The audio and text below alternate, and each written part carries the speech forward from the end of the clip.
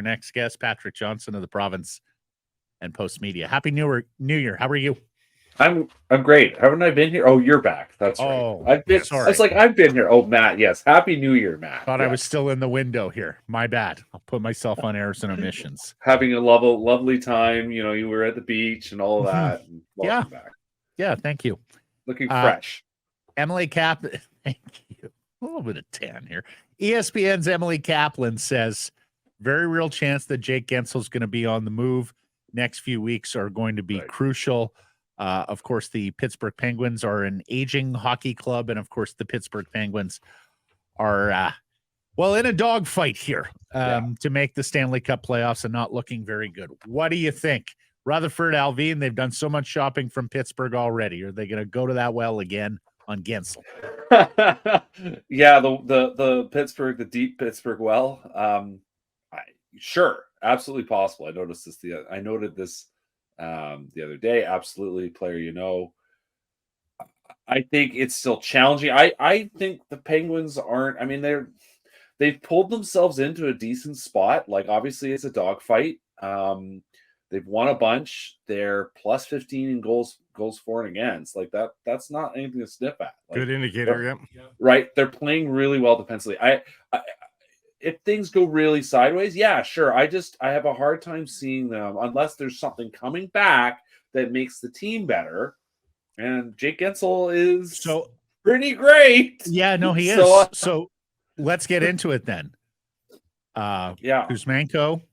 Well, no, I don't think there could be any interest in Kuzmenko. No, I just don't think he's a player that Kyle Dubas is interested in. Okay, this goes way back. This goes way back to when they were first when he was first coming over. Mm-hmm. This was just not a player that fit what he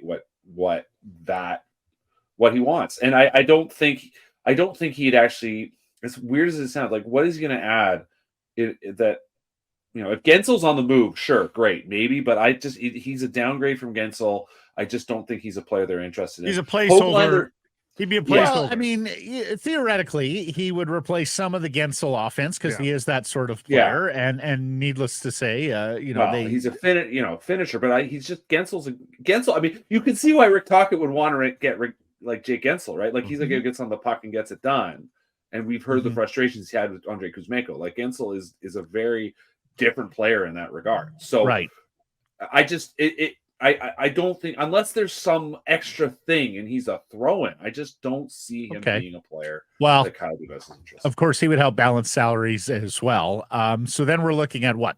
Hoglander and either Wielander, Lekramaki, or a first-round pick, right? Something in that range? That's where you're back. Exactly, yeah. Okay. So, I mean, exactly. If, like I say, Kuzmenko's a throw-in because you're trying to make the cap stuff work or something. But even then, I don't think he's a player that, you're probably going to have to pay to get, to move into such a trade. But yes, you're talking about a guy like Hoglander. You're talking about one of those prospects. Maybe the price of Kuzmenko is what is going to be a very late first round pick. Yeah. And that's a lot to pay. I mean, you obviously you're hoping to re-sign Guentzel, but like, where are you going to fit him? No, I know. How much of a raise is he after? And the Canucks don't have another salary that really works in this regard. Right. So then let me throw it at you. Kuzmenko, Hoglander in the first round pick. Would you do that if you're Rutherford or Allvin? I think so, because you're trying to win the Stanley Cup. Like, you need another forward, right? You're at that point now. We've been saying this for weeks, but like they really do. Like, we can see it. Look, Lotto line is awesome, and that's great. And if that's something you really want to roll with, well, I mean, that's obvious. You need another forward in the second line. You need to improve your second line. Ideally, you get a center. Guentzel's obviously not a center. And then, or what Guentzel lets you do is you can split Miller and Petey back up, right? I mean, that the options it gives you are impressive. And part of the story with the Kuzmenko thing is that he was meant to be the guy for Pettersson, right? Like, that was supposed to be, you had your essentially Miller, Besser, Pettersson, Kuzmenko, and it hasn't worked.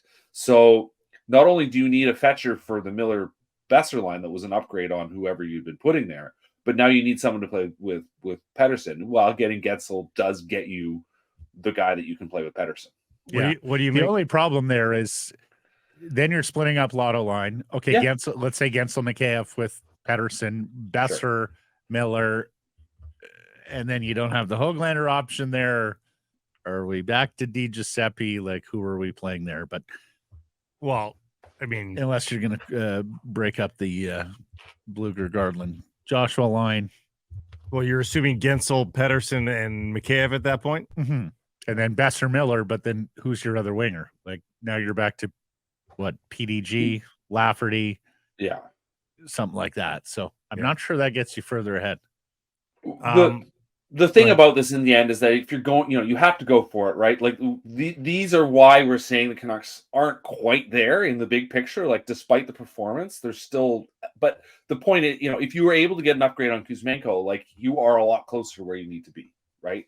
Like the sort of who plays on the wing, is a bit of a like, okay, right? What are we really kind of worried about here at that point? Yeah, but that's why. No, what I'm saying is you're light on wingers to begin with, so you're trading 2 for 1, which increases the quality, but hurts the quantity. So and the Höglander element, right? Like, here's a guy who has performed this year, right? Like, he has been for whatever reason, he's been down Rick Tocchet's depth list, but he keeps producing, right? Like, he's been doing what you need to do. It's not like he's scoring these sort of lucky fluke goals. I mean, obviously, maybe he's riding a bit of a shooting percentage bender, but like, he's done everything you need to do. He's been the forechecker you need. He's been the finisher, the depth finisher you need.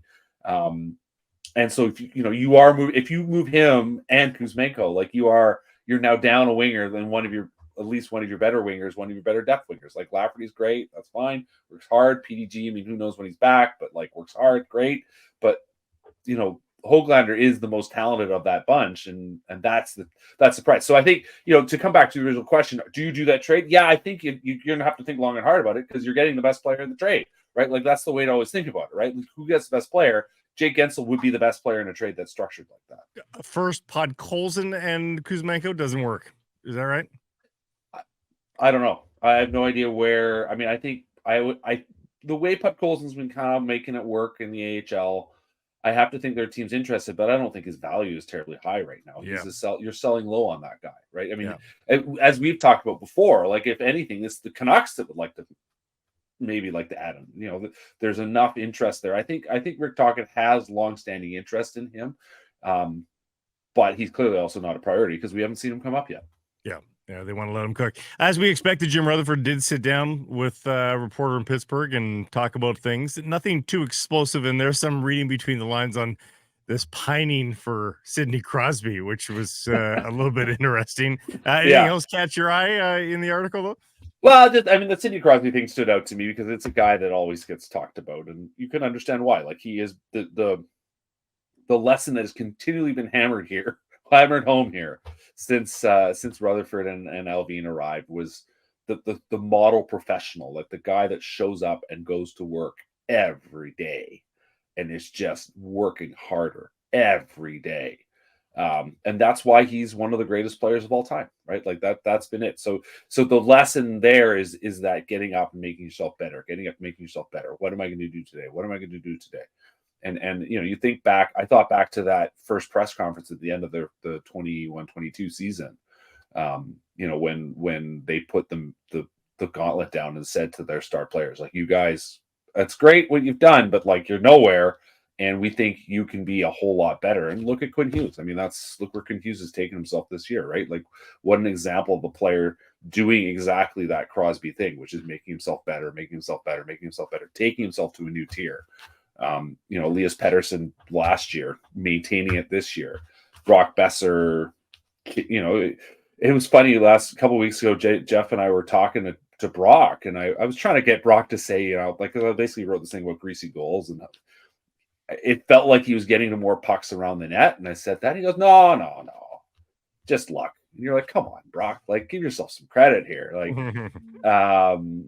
but I think that, there's another player, like, there's the success stories this season are all about exactly that Crosby ethos and that desire to get up every day and become a better player at the end of the day than you were when you got up. Let me ask you both. Is Sidney Crosby on your podium of best hockey players you've ever seen? And I mean player, not talent. So resume and career matters. Yeah, absolutely. Yeah. For me, it's Gretzky, Like, Lemieux, Crosby. Yeah, and like, we forget. I mean, he's been around so long now, right? But we forget about what he was like in that sort of 07, 08, 09, 10 window, right? Like that first Stanley Cup for Pittsburgh, the gold medal, then that second wave in 16, 17 when Rutherford won the Stanley Cup with that group, and just the never ending. The thing about him is that he beats you with his relentlessness and his precision, right? Like he's not Connor McDavid. He's not going to skate you off the ice, but he's just never going to quit.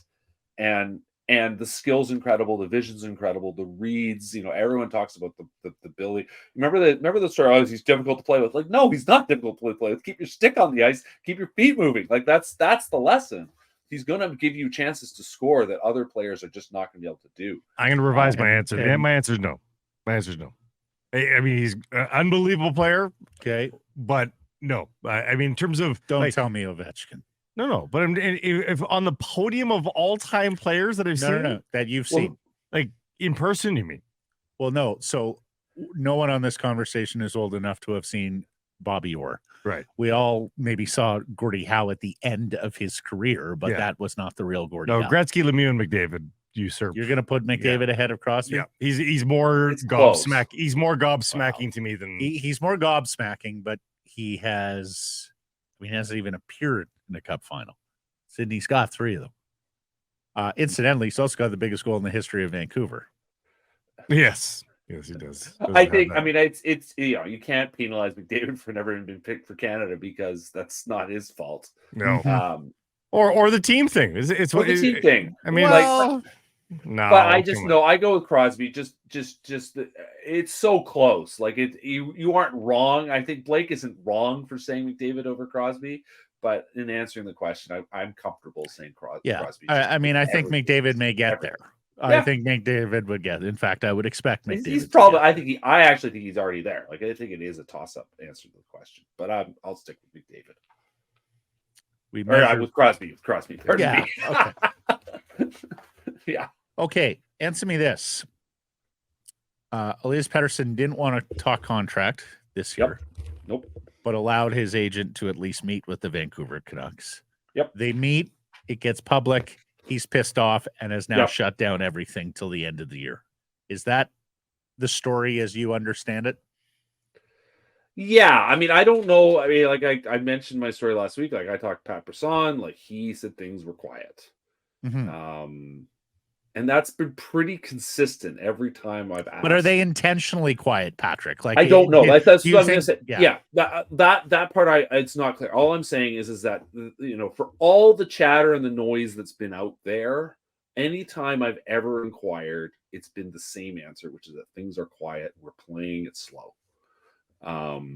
Brisson is obviously the point man on this, but JP Barry, the partner, obviously walked that back a little bit. I thought with Ray and Dregs, he said that it may be time. So like to me, that opens the door a little bit. Yeah, and also it's a bit of a it's pressure point stuff, right? Like listen, look where you guys are at. Like let's get real here. Nylander's set. Look where you guys are doing. Look how important my player is to your team. But that's on that to me more than anything is just is playing the sort of the PR game, which is like, hey, yeah, we have no problems, right? But the flip coin of that, okay, well, why don't you move on with this? Do you think the common fan cares right now? No. And this was partly, I mean, I wrote this column yesterday basically saying, listen, people, you're allowed to have fun. Like I had a buddy say, oh, I don't know, I think they're gonna fly. And I'm like, yeah, probably everyone does. This is the old lesson from Presbolewski from The Wire. No one wins, everyone loses, just one team loses more slowly, right? Like that you go back to last year, like you had the Leafs and the Lightning clearly destined to face each other, and both of them loaded up knowing that one of them was going to fail, right? Like this is what happens. And I the way the cap has sort of skewed our brains, and obviously the understanding of sort of what a good player is and what data can tell us has turned our understanding of hockey in a different direction. But in the old days, you used to just like players and like teams. I like this guy, and I think I really want to sort of underline that get back to that mentality. Like, it is okay to understand about your players. Like, obviously data is important, and understanding what the team is that you like, why they are doing things so well. It's important to understand that. But like, have some fun. Like, let's, let yourself loose, let yourself live a little. And I think that is the average fan, right? The average fan wants to go to a game and have a good time, and they're having a good time this year. And they'll be like, oh, Pettersson doesn't have a contract. Oh, okay. Well, I'm sure they'll get him signed, right? Like, that's your casual fan. Mhm. And, I think you're right. There is a wisdom to that, and a zen to that I think is worth learning from a little bit. You're allowed to have I mean, fun. obviously our job is to talk about it all, right? Like, don't get me wrong, but I do try to think a lot about those fans who just want to see they want to have some fun. And they're hoping every year, there are still Canucks fans that say, oh, maybe this is the year. And the dedicated Canucks fan goes, no, it's never the year.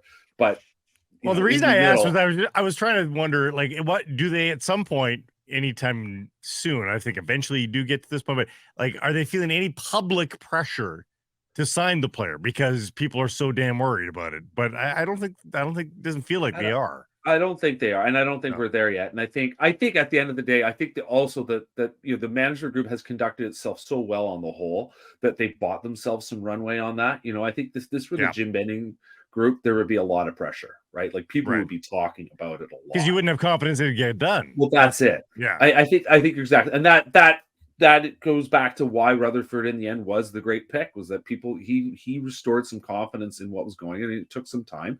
But look where we are 2 years down the road, right? Like, we're talking quite positively about them. And when they first showed up, we were still very cynical about all this. And I think, that there is a reason for all that, and which was that the runway that was before, what was the path that was traveled before, was so poor. There was no reason to have any confidence. We've said from the beginning with this, with the you guys are so negative thing to the Canucks media. We talk about what's in front of us. You know, like when they're good, we're gonna say they're good. When they're bad, we're gonna say they're bad. So we're saying they're good. Yeah. And that goes back to the point I was making earlier. It's like, it's okay to enjoy this. Like, have some fun. It's okay to have fun, but don't you get cocky, Johnston. Oh my gosh. Don't you dare get cocky and turn the rest of the NHL world against. That's the fun part. That's what Wyshynski doesn't get is they get off on that. Canucks Twitter loves the rest of the league. Mm-hmm. Yeah, but let's remember, Canucks Twitter is not what it was either. Like, that whole enterprise. We have not enough time to discuss the decline and collapse of. It's a feature, though, not a social media site. I'm with Blake. I think Canucks Twitter is Razor Ramon. Say hello to the bad guy. Okay, all right. Is Lotto line the best way for them to deploy their forwards? I mean, in the short term, yes. They're doing everything right, and you want to talk about playing, quote, the right way, just go look at the Lotto line right now, right? Like, they're just spending all their time in the offensive zone. They're playing smart. That Pettersson goal was it New York, when he picked up the rebound and tucked it around, like that's patience.